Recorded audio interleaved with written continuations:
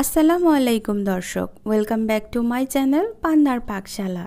আজকে রান্না করব এমন একটি পদ যেটা বানাতে সময় লাগে খুবই কম, কিন্তু খেতে গেলে মনে হবে আহারে, যেন এক টুকরো স্বর্গ ভাতের পাতে নামছে।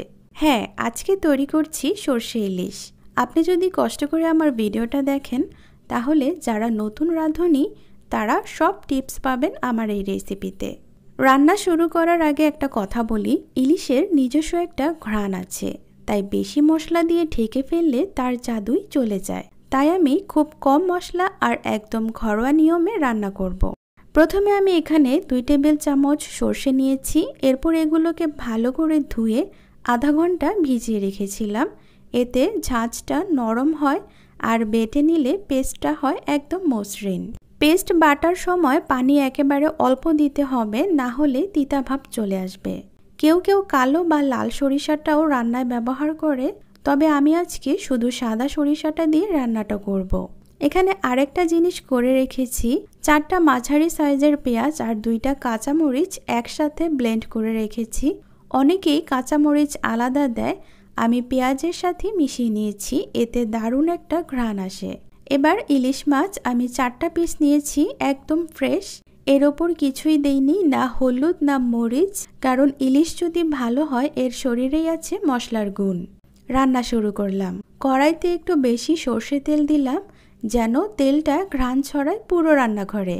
তেলটা একটু ধোয়া ধোয়া হলে পেঁয়াজ মরিচের পেস্টটা দিয়ে দিলাম, একটু নেড়েচেড়ে ভেজে নিচ্ছি।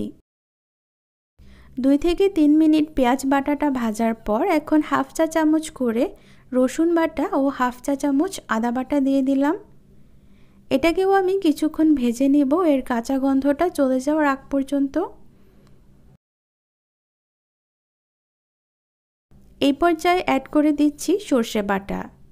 এই মশলাটা মাঝারি আঁচে একটু সময় নিয়ে কষাতে হবে, তাড়াহুড়ো করলে কাঁচা গন্ধ থেকে যাবে। আমি মশলা কষানোর সময় একটু পানি দিই, এতে পুড়ে না যায়, বরং তেলের ওপর কষানোটা ভালো হয়। মশলা কষে তেল ছাড়লে তাতে দিলাম একটু হলুদ গুঁড়ো, মরিচ গুঁড়ো, ধনিয়া গুঁড়ো আর লবণ, সবটাই নিজের রুচি মতো।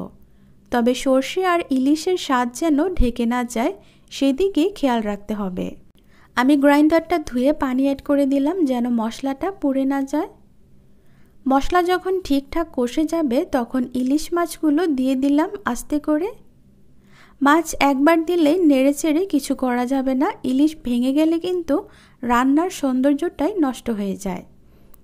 খুব সাবধানে উল্টে পাল্টে দিতে হবে।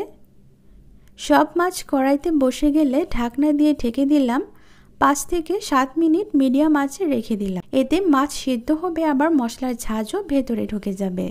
5 মিনিট পর পর ঢাকনাটা উঠিয়ে নেড়েচেড়ে দিতে হবে, যেন নিচে লেগে না যায়। চাইলে একটু কাঁচামরিচ ফালি করে ওপর থেকে ছড়িয়ে দিতে পারেন, এতে একটা তাজা ঝাঁঝা ঝাঁঝ করে উঠবে।